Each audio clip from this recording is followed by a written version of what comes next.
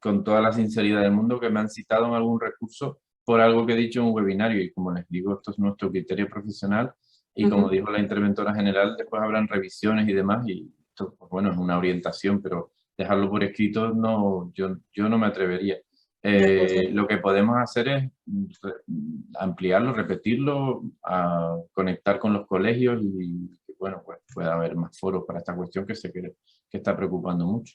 De acuerdo, pues entonces, a falta de 2 preguntas más o menos que quedaban por parte de los colegios profesionales, pasamos a una pequeña... Nosotros podemos contactar con los colegios y las contestamos vis a vis, y después no hay problema, ellos ya lo trasladan a los asociados, a los colegiados, y ahora podemos verlas del chat, sí, sin problema. De acuerdo, pues tú me vas informando. Si te parece, esta pregunta la realiza Irene Ruiz y traslada pues que con respecto a los periodos que hay que tener en cuenta para que los costes que se incluyan en la cuenta justificativa sean subvencionables, entre otras cosas, la normativa establece que deben proceder contratos anteriores a 13 de marzo de 2021.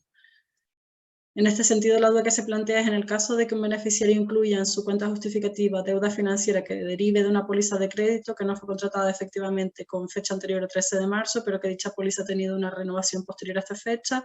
¿Cuál de las dos se debe tener en cuenta a la hora de determinar si estos costes son subvencionables? Yo creo que la respuesta es obvia, que el contrato es anterior al 13 de marzo. La renovación de la póliza es algo normal en el tráfico bancario. Si hay que renovar las pólizas, obviamente. Si el contrato es anterior al 13, se dispuso, sobre todo lo más importante es que esto sea una deuda provocada por el COVID, entre comillas, es decir, a partir del 1 de marzo, y generada para sostener la empresa a posteriori de todo este tema de la pandemia. No le veo mayor problema.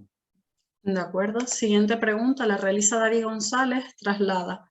En el caso de que el cliente justifique pérdidas y para la aplicación del 2% de cobertura de saldo de esta partida de la cuenta justificativa, según la instrucción de auditores, se aplica el 2% considerando los ingresos también, aplicando estrictamente la definición contable, o se aplica el 2% únicamente sobre los gastos atendiendo el criterio que aparece Esto estaba contestada antes, Antonella. anteriormente, ¿verdad, Sí, Ernesto? les expliqué que la agencia tributaria nos había dado la cifra de negocio y que la inspección es quien puede tener la potestad de modificarla, y que lo que tiene más sentido es hacer la muestra sobre la parte de gastos de la ecuación. De acuerdo. A ver, aquí sí trasladan si hay posibilidad de subsanar una solicitud cuando en la casilla de costes han imputado las deudas. Ya la contestamos antes y la Perfecto. respuesta es no, porque no queramos o porque no queramos favorecer a las empresas, sino es que era una declaración responsable importantísima. Consumió recursos, provocó que algunas empresas se fueran a lista de reserva y era parte del elemento troncal, es decir, está declarado y lo único que puede pasar es que disminuyan las cuantías, pero venir ahora a aportar, oye, mira que tengo, pues ha surgido de la gaveta, nosotros no lo vemos sinceramente jurídicamente, porque es una modificación a posteriori. Las que lo hicieron en tiempo y forma en la solicitud perdieron su turno de solicitud y se fueron a lista de reserva en algunos casos en la línea 2.3, lo cual fue o es una auténtica tragedia. Lo lamentamos, pero nuestra opinión es así. De acuerdo. Raúl Guerra, en algunos foros se comenta que el plazo de justificación podría ser ampliado más allá del 28 de febrero de 2022. ¿Se está planteando? No, y les explico por qué. Y Natalia lo puede explicar desde la intervención. Estamos sometidos a un estrictísimo control por parte del Ministerio, unos plazos muy estrictos, y en junio tiene que estar todo este asunto cerrado.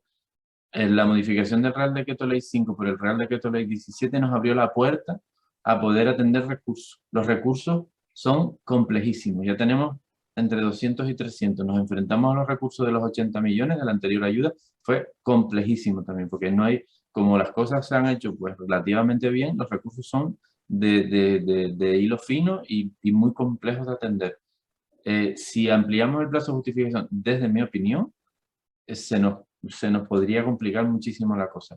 Si ahora con la justificación de reintegro podemos atender recursos, porque estos recursos del Estado son limitados y están todos consumidos, con lo cual yo no le veo sentido hacer una ampliación. Sé que el tiempo es corto, pero en principio no se está planteando. De acuerdo. Siguiente cuestión, la traslada Elena. En el caso de los elementos que conforman la deuda financiera, se seleccionará el 100% de los mismos. Pregunta, ¿el auditor deberá verificar el 100% de las partidas en las cuales se ha empleado el préstamo? No, la idea del 100% de la muestra, que también es derivada del modelo de Baleares, es el 100% de los contratos de deuda financiera, no el destino del dinero. Eso se analiza a través de proveedores, de pérdidas, etcétera. Es solo de los contratos que han generado esa deuda financiera, es decir, si son reales, si están dentro de los plazos, etcétera. No es esa la intención.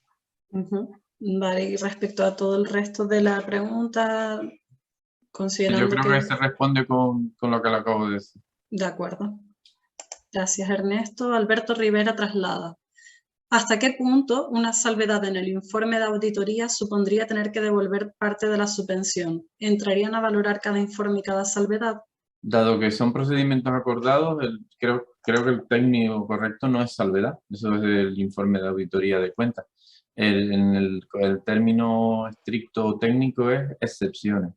Las excepciones pueden derivar en un reintegro, evidentemente. Y yo, si fuera una empresa y el auditor me detecta una excepción, estoy de acuerdo, automáticamente hago el reintegro. No tiene sentido, salvo que me quiera entrar en una disquisición jurídica, pero nosotros vamos a analizar todos los informes de auditoría y se pueden dar dos circunstancias, que automáticamente pedamos el reintegro y añadido entre en la muestra de auditoría de nuestro control y el de la intervención, obviamente. De acuerdo, gracias Ernesto. Siguiente pregunta trasladada también por Elena. En el caso de que el beneficiario no haya empleado para pagar la totalidad del disponible del préstamo ICO solicitado, es decir, por ejemplo, el beneficiario solicitó 300.000 euros de un préstamo ICO, la deuda pendiente a fecha de su solicitud es de 250.000 y a fecha de justificación no ha empleado los 50.000 euros restantes del préstamo. ¿Serían subvencionables los 50.000 euros? Yo creo que esto es una pequeña mezcla de conceptos. El préstamo está vivo y está concedido y la empresa debe el dinero, es decir, porque el dinero haya tenido la suerte de no tener lo que consumir para poder pagar nóminas o lo que quiera que sea por culpa de la pandemia que esté en la cuenta corriente, no quiere decir que no lo deba. Se lo debe al banco, obviamente. No veo... Aquí la cuestión es una cuestión contractual, de devengo, etcétera. O sea, el dinero, obviamente, una sociedad mercantil lo tiene que emplear para su actividad, es una de las partes de la instrucción, es decir, los gastos y todos los elementos tienen que estar relacionados con la actividad, obviamente, pero que no haya sido dispuesto, ¿no? Lo que tiene que estar es pendiente de amortización a fecha de la solicitud, pero es el préstamo frente al banco. De acuerdo. La siguiente pregunta la traslada Noemí Miranda. ¿Es posible justificar la subvención con cualquier gasto que cumpla con los requisitos de fechas de emisión de factura? Del 1 de marzo de 2020 al 31 de mayo de 2021 y de pago a partir del 15 de junio de 2021. Esto es, aunque en la solicitud se haya indicado que como deuda con proveedores acreedores se puede justificar como pago de deuda financiera y viceversa. No termino de entender la pregunta. Los conceptos son distintos. Yo tengo un proveedor o tengo una deuda financiera o una pérdida acumulada. Que pueda reinterpretar que un proveedor es un... No termino de entender la pregunta, no me arriesgo a... Ernesto, yo creo que hace referencia a la modificación de las casillas que ya lo comentaste antes. Coméntalo tú, sí, ya lo comentamos. Sí, que siempre que esté fundamentado y dentro de los límites de lo solicitado, se puede llegar a una conclusión, pero si no hay ninguna justificación de por medio, no se pueden variar esas cuantías de la solicitud. Eso es. Gracias. Gracias, Aridian y Ernesto. Elena traslada, las personas y empresas beneficiarias deberán cumplir con las obligaciones establecidas por la normativa de aplicación en materia de información y publicidad derivada de la subvención concedida. ¿Cuáles serían las medidas de difusión por parte del beneficiario? Sí, la necesidad de publicidad es en la página web o un cartel, o pues depende de las subvenciones de ocio nocturno. Las empresas ponían un cartel, ha recibido una subvención, es un estándar. Simplemente no tiene nada que ver con fondos europeos, porque estos no eran fondos europeos, pero sí dejar un rastro de que se ha recibido esa subvención. Paco, ¿ibas a hablar? Francisco, sí. Sí. En el artículo 27 que habla de las obligaciones de información y publicidad, el artículo 27 del decreto ley 6/2021 de aplicación en Canarias de estas ayudas, establece la obligatoriedad de cumplir con las obligaciones de información y publicidad en este sentido, al igual que se hizo con las subvenciones destinadas al mantenimiento de la actividad de las empresas más afectadas por la crisis de la COVID-19, se pondrá unos formatos disponibles para publicidad en la web de las cámaras de comercio. Entre el día de hoy y mañana nos comprometemos a remitirles los formatos para que lo publiquen en la web de las cámaras de comercio de Canarias, que son las entidades colaboradoras, y podrán descargárselo de ahí, los formatos. Son formatos en cumplimiento del reglamento de identidad corporativa del Gobierno de Canarias, y bueno, va a consistir en unos logos, unos carteles a colocar en formatos disponibles para su descarga. ¿De acuerdo? Vale, muchas gracias, Francisco. Sí, también Ernesto. sería aplicable la ley de transparencia que obliga a publicitar en las webs las ayudas y subvenciones recibidas. De acuerdo, pasamos a la siguiente pregunta. Quedan en torno a 18 preguntas más de este bloque. Ernesto, ¿lo vamos haciendo rápido para que dé tiempo de contestar? ¿O? Sí, los que, bueno, yo creo que es importante y para mí no hay ningún problema que se alargue. De acuerdo, de acuerdo. Pues entonces continuamos. Es para informarles de en qué punto estamos. Las leo rápido. No se podrá imputar el mismo pago justificado a cargo de estas en las distintas categorías de subvenciones proveedores. Vale. Volviendo a la filosofía de este asunto. Esto preocupó en principio a los asesores y demás. Y es imposible, porque no hay contabilidad de costes, es imposible determinar la cuantía de las pérdidas, de dónde se nutrió, cuál era el ingreso, el gasto que provocó esas pérdidas, con lo cual lo independizamos del resto de conceptos y el objetivo era insuflar liquidez, mejorar la solvencia de las empresas con esos tres conceptos. Ahora una asesora me llamó un día y me dijo, pero mira, es que yo tengo un proveedor concreto porque es una empresa pequeña y para pagarle a ese proveedor concreto pedí un préstamo concreto, en el contrato del préstamo queda claro que es para pagar a ese proveedor. Oiga, pues si usted tiene claro que es que las cuantías coinciden y chocan y confluyen, pues evidentemente no puede pedir el importe de resto. Pero en otro caso es imposible. Esa es un poco la filosofía de la cuestión. Seguimos a la Siguiente siguiente pregunta. Sí. Traslada Fran, las líneas de comercio internacional suscritas antes del 13 de marzo de 2020, que una vez consumidas a 25 de abril de 2021, se renuevan con la entidad financiera a 30 de abril de 2021 y el 15 de junio de 2021, cubriéndose posteriormente con la línea COVID después del 31 de mayo de 2021. ¿Se puede considerar deuda vencida? Yo creo que sirve la respuesta que dimos antes de que si hay una renovación con la entidad bancaria de forma normal o en el tráfico bancario normal y la deuda estaba pendiente en este caso a 15 de junio, no hay ningún problema. No conozco las líneas de comercio internacional de crédito concretas, no sé cómo funcionan en la práctica, pero bueno, esa es un poco la filosofía de esta cuestión. De acuerdo, Máximo Díaz traslada buenos días. Respecto a aquellas empresas que están en la lista de reserva y aún no han recibido las ayudas, ¿qué pasa con ellas? ¿Qué plazos han de cumplir y si son los mismos? Ahora mismo no pasa nada, están en lista de reserva, el gobierno de Canarias está intentando buscar recursos para poder abonar las ayudas y no tienen, ahora mismo la lista de reserva es una mera expectativa, no es una concesión de ayudas de ningún tipo, con lo cual, ahora supongo que lo que pregunta es ¿qué ocurre si reciben el abono? Pues bueno, pues las que recibieron el abono en la subvención el 24 de diciembre, por ejemplo, pues y si ellos lo reciben ahora, pues tendrán las mismas obligaciones.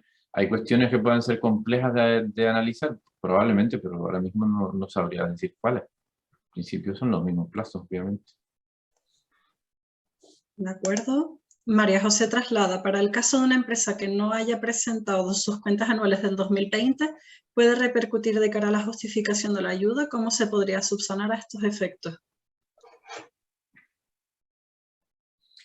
A bote pronto, esta subvención no estaba vinculada al depósito de las cuentas anuales. Yo creo que es recomendable y legalmente obligatorio, pero bueno, el auditor, si tiene pérdidas que revisar en el informe de alcance limitado de procedimientos acordados, puede suponer un problema. Entiendo que sí, porque si no están presentadas, no están depositadas, están en el aire, por decirlo de alguna manera, pero yo creo que un profesional auditor sabría decirlo mejor que yo. En principio no es un requisito. Hay otras subvenciones que sí se otorgan por el gobierno que exigen el depósito de cuentas, pero en este caso no veo que haya un cumplimiento legal en concreto. Lo único que va a haber, menos información y menos precisa y menos fiable por no haber depositado las cuentas si tenían obligación de hacerlo, incluso si tuvieran tenido obligación de auditar esas cuentas. Si había obligación de auditar las cuentas, el auditor legal, el que tiene que hacer esta auditoría, se va a encontrar ahí en callejón sin salida, obviamente. De acuerdo. Trasladan la siguiente pregunta. Buenos días. En referencia a la prohibición del incremento de retribución de alta dirección, ¿qué se entiende? Si el personal ha estado en ERTE en 2020 y 2021, se levanta el ERTE, lógicamente la retribución de la alta dirección se ha incrementado en 2021 versus 2020. ¿Se considera incremento? Si se han solicitado varias subvenciones en diferentes comunidades autónomas, ¿cómo funciona el orden de los proveedores entre las diferentes comunidades autonómicas y los límites de 2,3 millones? Se nota que hay preocupación porque esta pregunta es evidente. Si estamos en ERTE, cuando sales del ERTE no es un incremento de las retribuciones contractuales. Vamos a ver. Primero, la empresa ha dejado de pagar la retribución cuando un trabajador está en ERTE, con lo cual no hay un incremento. Vuelve otra vez a restablecerse la normalidad y cobra su sueldo, obviamente. ¿No? Que pueda saltar la cuestión cuando se haga la intermediación, bueno, pues se explica y no tiene mayor problema. Ahora, la prelación con otras comunidades autónomas. Nos han llegado consultas al respecto de, no, es que yo pedí en otras comunidades autónomas, nosotros las otras comunidades autónomas no sabemos nada, ni tenemos que ver nada. Hemos analizado si han recibido otras ayudas y si había acumulación por encima de 1.800.000, pero todo lo que reciban después, ya será la otra comunidad autónoma y ustedes responsablemente los que tienen que analizar si están elevando los importes de ayuda, y ahora en el informe de procedimientos acordados tendrán que analizar en la cuenta justificativa, que ahí sí que nos tienen que declarar las subvenciones recibidas, si hay una sobrecompensación más allá de lo que establece el marco temporal. Yo creo que eso es obvio. Ahora, el orden de los proveedores en distintas comunidades autónomas. Pues bueno, si se han recibido esos importes es porque se tienen importes de proveedores. Pues se abonan unas con el importe de Canarias, las otras con la de Baleares. Pues se explica y no tiene mayor problema, no le veo. Obviamente el mismo proveedor con las dos subvenciones distintas no se puede hacer, pero eso es pura lógica.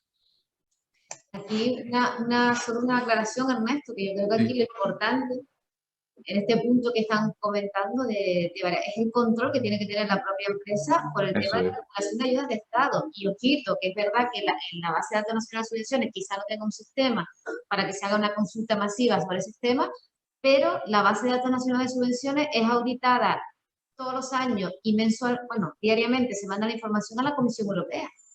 O sea que también la Comisión analiza cuántas subvenciones han recibido las empresas y pregunta y digo que pregunta porque a nosotros nos llegan esos requerimientos en muchas ocasiones, tanto de la Intervención General del Estado como de la Comisión. O sea, que ahí lo que tiene que tener el cuidado es, ojito con la acumulación de ayudas que puedo yo tener. Si estoy recibiendo ayudas de varias comunidades autónomas, por lo que sea, no sé, pues no puedo superar el marco de ayudas del Estado, al que me haya acogido en cada caso, ¿no? Pero eso es lo que tiene que tener cuidado. Efectivamente, y como comenta Natalia, la autorregulación es importantísima. El primer filtro de control es la propia empresa, el auditor, que tiene que velar también, entre comillas, por los intereses definitiva del auditado y decir, oye, mire, las cosas hay que hacerlas bien de esta manera. O sea, ahora, si tengo una duda de los proveedores, de los importes, Es verdad, porque es cierto que la heterogeneidad de las ayudas a comunidades autónomas es enorme. Todas estaban basadas en el Real Decreto Ley 5, pero no había una igual. O sea, los modelos, las fórmulas, el destino del dinero. Entonces hay que hilar fino con ese asunto. Es decir, ¿para qué recibir la ayuda? ¿Qué concepto de ayuda es? Etcétera, etcétera. El ministerio nos llama, Natalia, nos llamó el otro día el de Cultura, porque iban a dar una ayuda de cine, se enteraron que estaban nuestras, bueno, se enteraron, no están en el boletín, vieron que había coincidencia y nos llamaron para analizar el concepto subvencionado, y no había coincidencia. Eso se está haciendo, y eso se va a seguir haciendo porque son muchos millones de dinero público. Se va a ser muy, muy puntilloso en ese asunto. Flexibles y, bueno, buscamos el bien de la economía de las empresas, pero vigilando que se hagan bien las cosas desde una perspectiva individual. Gracias, Natalia. Ernesto, la siguiente pregunta la traslada José Ramón Díaz. Y la cuestión es, ¿qué pasa si la empresa no tiene un contrato previo con el proveedor? Lo cual es muy normal en la vida diaria de las empresas. Porque esta es anterior, sí, correcto. Perdona que te interrumpa, pero para ganar Sí. tiempo, si no te importa. Seguimos. La siguiente la traslada Margarita. En este caso, es complicado que una empresa haya nombrado auditores ante el registro en los últimos días del año, teniendo en cuenta cuando se publicaron las normas del informe de auditoría. ¿Cómo puede la empresa subsanar esto? No termino de entender en este caso es complicado que una empresa haya nombrado auditores antes en el registro los últimos días del año, teniendo en cuenta cuando se publicaron las normas del informe de auditoría. ¿Cómo puede la empresa subsanar esto? No entiendo la pregunta. Ernesto, yo creo, o por lo que yo entiendo, es aquellas empresas que están obligadas a ser auditadas, que su propio auditor no esté nombrado antes de esta fecha, pero en ningún caso existe la obligación de que sea el propio auditor de la empresa quien tenga que hacer este trabajo. Se puede contratar a uno Sí, externo. el artículo 18 obliga a que si tienes auditor legal sea él el que, Sí. que haga la auditoría. Eso está en el artículo 18. El auditor que tiene que hacer, que eso me lo preguntaron el otro día, el auditor que tiene que hacer esta auditoría es el que esté nombrado en el ejercicio, para el ejercicio 2022. Es decir, ¿qué auditor legal tengo nombrado ahora mismo para hacer la auditoría del ejercicio que corresponda, que en este caso sería la del 2021? Pues ese es. En este caso no sé qué ha pasado, si lo han nombrado a última hora, no sé, puede haber algún cambio, pero no termino de... ¿Seguimos, Antonio? Sí. Manuel Andrés traslada el número de ítems a analizar de gastos y facturas de proveedores que se seleccionan de forma aleatoria son 20 de cada apartado. Esto es 40 ítems o 20 de los dos apartados. El número a analizar de gastos y facturas que se seleccionan de forma aleatoria son 20 de cada apartado. Pues no lo sé, es un número de ítems a analizar de gastos y facturas de proveedores que se seleccionan de forma son 20, esto es 40 ítems. O 20 de los dos apartados. Son 20 y 20, 40, entiendo yo. También hay que recordar, a efectos del nombramiento de auditor, que las empresas que reciban subvenciones en un ejercicio por más de 600.000 euros tienen que nombrar auditor legal.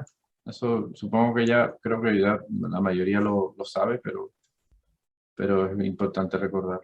¿Seguimos, Antonio? Sí. Y Marrero, respecto a los compromisos que asumen los destinatarios de las medidas, hay uno que dice no aprobar incrementos en las retribuciones de la alta dirección durante un periodo de 2 años desde la aplicación de alguna de las medidas. Yo no sé, Ernesto, si estaba en la línea de lo... Esto hay que irse a la norma. Paco, ¿tú tienes la norma delante? Sí, pero yo lo contesté antes. Esta pregunta ya la he respondido en el chat. Y vamos a ver, el periodo de aplicación, la norma es clara, hay una disposición adicional en el Real Decreto Ley 5/2021 que establece el marco estatal, que dice las obligaciones y compromisos a los que se obligan, a cuyo cumplimiento se obligan las empresas y las personas beneficiarias, y uno de ellos no acordar incremento de retribuciones durante los 2 años siguientes a la aplicación de las ayudas, teniendo en cuenta que el periodo de aplicación de las ayudas es del 1 de marzo del 2020 hasta el 31 de mayo de 2021, durante ese periodo no puede haberse acordado retribuciones, o sea, incrementos de las retribuciones de la alta dirección. El concepto de la alta dirección, por tanto, es decir, en ese periodo no puede haber entre los 2 periodos siguientes al periodo de aplicación de los fondos. Si el periodo de aplicación de los fondos es del 1 de marzo de 2020 al 31 de mayo de 2021, durante todo ese periodo de los 2 años siguientes al periodo de aplicación de los fondos, estaríamos hablando del 31 de mayo de 2023, esa obligación durante ese tiempo, es decir, tiene que subsistir, no puede ampliarse un incremento de retribuciones durante ese periodo, por tanto, no puede haberse acordado un incremento en el 1 de julio. Claro, se tendría que reintegrar las ayudas por incumplimiento de los compromisos a los que se obligan las entidades beneficiarias. Es que está, Por tanto, como dice Paco, el Real Decreto Ley está redactado en unos términos un poco peculiares que dice durante un periodo de 2 años desde la aplicación de alguna de las medidas. Entonces, ¿cuándo se produjo la aplicación? Pues la interpretación es lo que está comentando Paco ahora mismo. Y evidentemente en el concepto de alta dirección, hay que ir a lo que pone el artículo 1.2 del Real Decreto 1382/1985, que es el que establece lo que se entiende por alta dirección. De acuerdo. Eso es. La siguiente cuestión, traslada Elena, se indica en las instrucciones que en el caso en el que el beneficiario haya recibido ayuda para compensar costes fijos incurridos, el auditor deberá relacionar todos los costes fijos o solo la muestra realizada. ¿Esta pregunta es similar a las anteriores, Ernesto? Sí, ya, digamos, en cuanto a las pérdidas del periodo se relaciona a nivel de solo de la muestra o de la totalidad, no, de la totalidad. Porque no tiene que ver con la muestra, tiene que ver con la obligación de relacionar los costes fijos no cubiertos. La siguiente la traslada Ingrid. En la solicitud indicamos solo las deudas bancarias con aval ICO, pero hay otro préstamo pequeño sin aval. ¿Hay que cancelar este último también? Eso es norma básica, es decir, todas las deudas financieras que cumplan los requisitos, lo que único que pasa es que preferentemente, o mejor dicho, en primer lugar se cancelan las que tengan aval público, pero las que no tienen aval público también se cancelan en segundo lugar. La siguiente traslada a Gregorio. Si en una empresa el socio aportó dinero a la sociedad para atender a los costes fijos no cubiertos, ¿se puede devolver esa deuda con el socio? Las deudas con socios y con comuneros, incluso el Ministerio nos lo dijo explícitamente, sí son subvencionables como deudas no financieras o otros. ¿En qué concepto? ¿Origen acreedores no financieros o deudas? Sí, no? En la cuenta justificativa incluso hay una tabla específica que pone deudas con socios. Pero siempre y cuando las puedan demostrar. Sí, tienen que estar acreditadas, tiene que haber trazabilidad. Y en el caso de los autónomos es imposible realizar esa trazabilidad porque se confunden el patrimonio personal y el empresarial, con lo cual no hay manera de acreditar que hubo un préstamo del autónomo a sí mismo. En el caso de las sociedades, tiene que haber una acreditación de que existe ese préstamo, tiene que estar documentado, tiene que estar en contabilidad, etcétera, etcétera. Y en el caso de una empresa que adquirió un inmueble en el periodo subvencionable y le resta importe para finalizar la compra 21 de mayo de 2021, ¿se puede pagar con el importe recibido de la ayuda? Yo esta pregunta la verdad que no la termino de entender. La ayuda tiene un carácter finalista y hay que aplicarlo a los conceptos que tienen que aplicarse, no a compra de inmuebles. Pero bueno. También en ese caso, también en ese caso habría que destacar que salen de nuestro capítulo 4, es decir, transferencias corrientes, no irían destinadas a inversiones. Yo entiendo que no podría ser aplicable en este caso. La pregunta anterior que le estaba dando vueltas del nombramiento al auditor, quizás el problema que tuvo es que no hizo el nombramiento en diciembre como tiene que haberlo hecho, pero bueno, no sé, yo creo que eso es un tema subsanable. Si el nombramiento no es en la fecha correcta, sino supongo que las empresas se retrasan, que no pasa nada. Vale.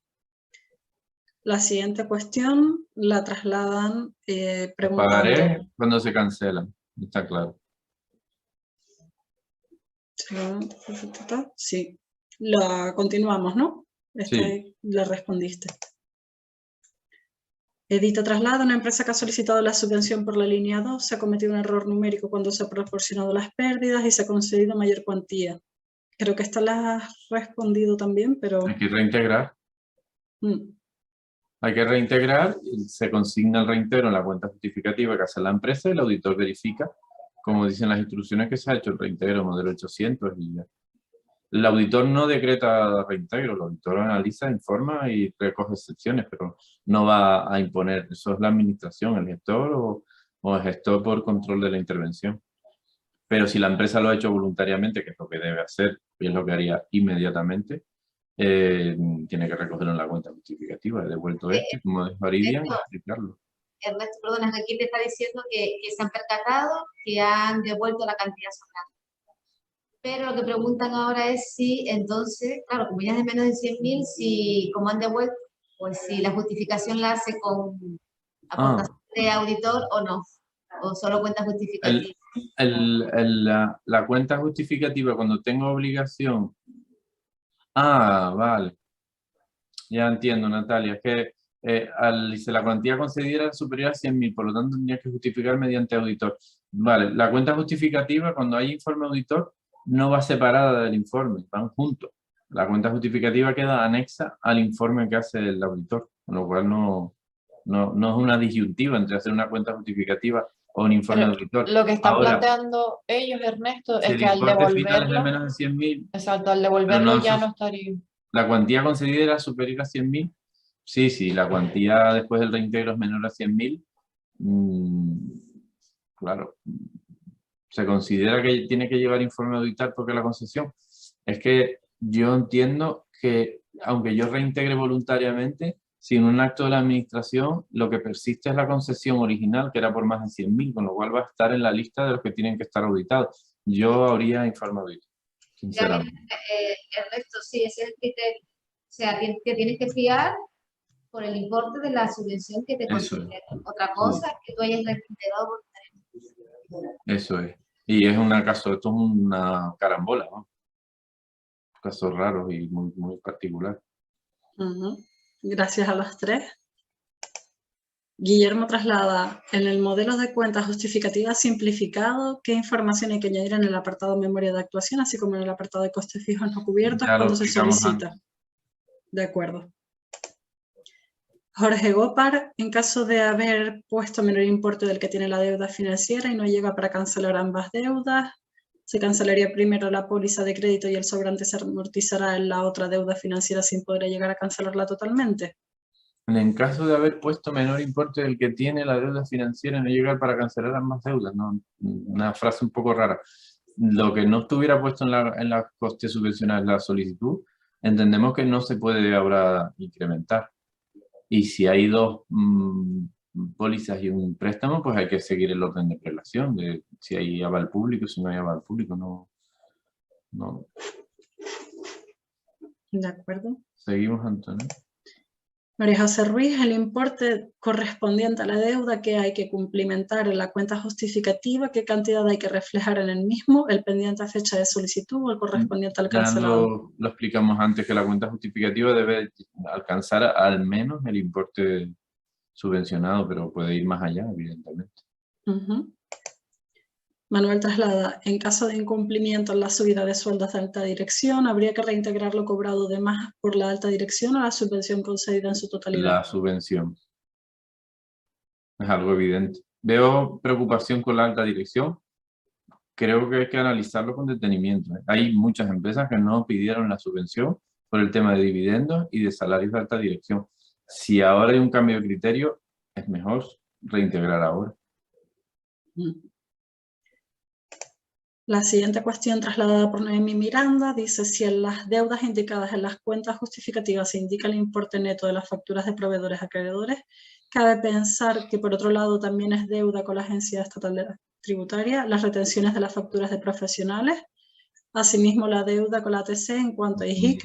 Delicado. Las retenciones en las facturas de profesionales es una, por decirlo de forma simple, es un encargo que me hace la EAT de que yo retenga del pago que le hago al proveedor una cuantía para el pago de impuestos de ese profesional.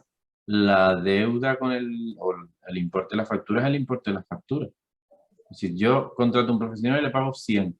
Esos 100 es la deuda que yo tengo con el proveedor. Otra cosa es que la agencia tributaria me obligue a retener esos 120 para pagar los impuestos de ese profesional. Eso no tiene nada que ver. Eso no, ni es deuda, ni es una obligación que tengo con la agencia tributaria extra, como decimos en la administración, extra presupuestario. Yo contraté al profesional por 100 y ahora tengo una obligación de retención que es al margen de eso. Y en cuanto elegí,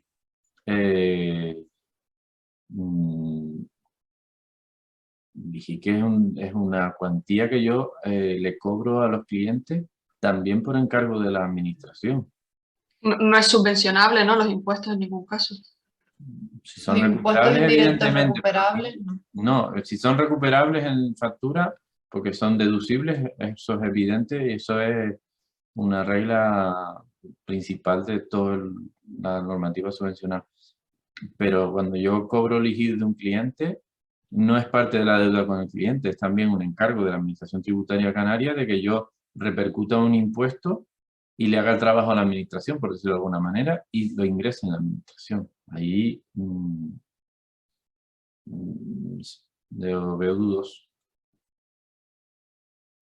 Más bien diría que no.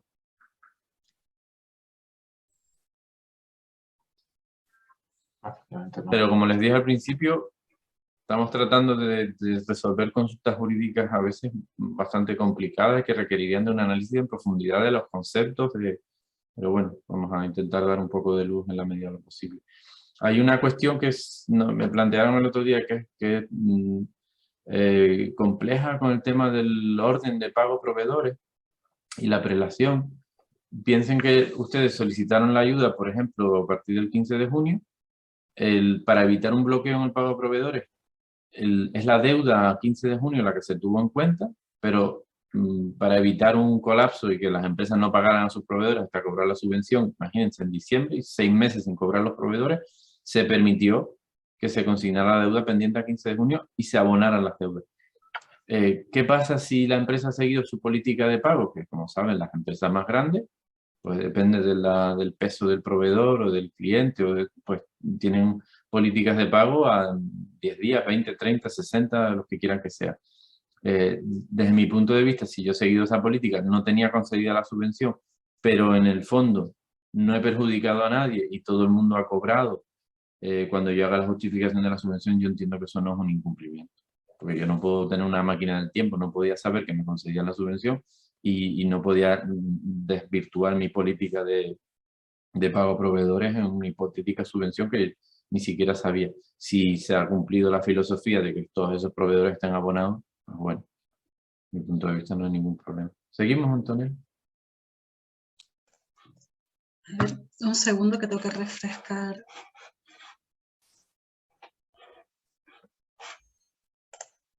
Yo creo que ya tenemos que ir pensando porque puede por la gente probablemente ya estén llegando a un punto de Sí. cansancio.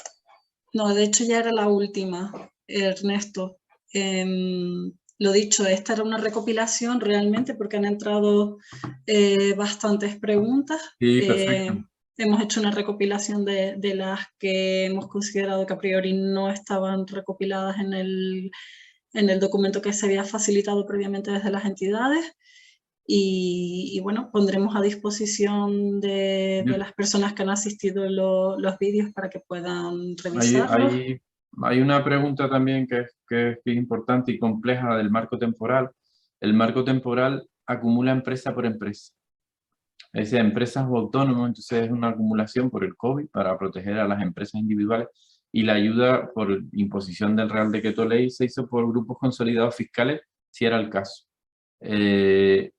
Claro, combinar los dos conceptos de que la acumulación de ayudas del marco temporal es individual, pero la ayuda la recibió el grupo fiscal consolidado, pues genera cierta complejidad, porque es cómo se reparte en proporción, pero si puedo asignar proveedores, gastos, etcétera, a las empresas del grupo consolidado fiscalmente, pues podré hacer un reparto proporcional. Pero en la BDNS me va a aparecer la cabecera del grupo consolidado como receptor de ayuda.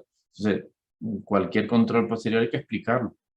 De que tengo un límite de acumulación individual, que eso lo hemos consultado con fondos europeos también, con asuntos europeos, perdón, y bueno, es un tema que es interpretable, pero en cambio en Minimis, si se fijan, en Minimis habla de los grupos de empresas, es decir, las empresas vinculadas, pero en el marco temporal, por razones obvias, no se hizo así. Una cuestión también interesante. ¿Acabamos, Antonio? Sí, ya hemos terminado, Ernesto. Simplemente informar de que hemos finalizado con 425 espectadores a través de Zoom y más de 40 personas a través de YouTube, que bueno, que a lo largo de las intervenciones pues la gente se ha mantenido. y recordarles que les enviaremos el vídeo de las jornadas al correo con el cual se han inscrito para que lo puedan tener. Y por nuestra parte, poco más, Ernesto, muchas gracias por... Gracias a todos y a los compañeros de la intervención también, a los compañeros de la Dirección General, ITC, y pues, muchísimas gracias. Ha sido un poco agotador, pero yo creo que era necesario y útil, si se solicita. El director, don Laureano Pérez, si quiere despedir la jornada. No, nada, simplemente pues repetir el agradecimiento a los participantes, a ustedes que han sido los que se han currado el tema, y al ITC por la organización de las jornadas. Yo creo que han estado bien, se han entrado al detalle y espero que se hayan aclarado las dudas que tenían los profesionales que van a realizar las auditorías y van a un poco a colaborar en la justificación de las ayudas.